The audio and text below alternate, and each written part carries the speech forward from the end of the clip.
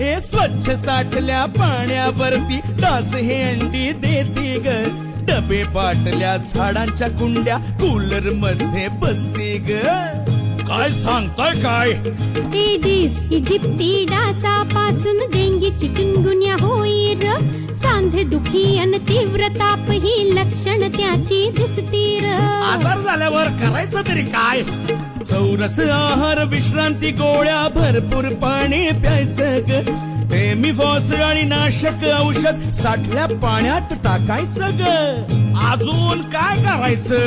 फुटके tyre, टाकाऊ वस्तू यांची विल्हेवाट लावायची. पाण्याच्या टाक्या, रांजण, भांडी दर आठवड्याला धुवायची. आठवड्यातून एक दिवस कोरडा दिवस पाळूया. चिकनगुनिया आणि डेंगीला पळवून लावूया.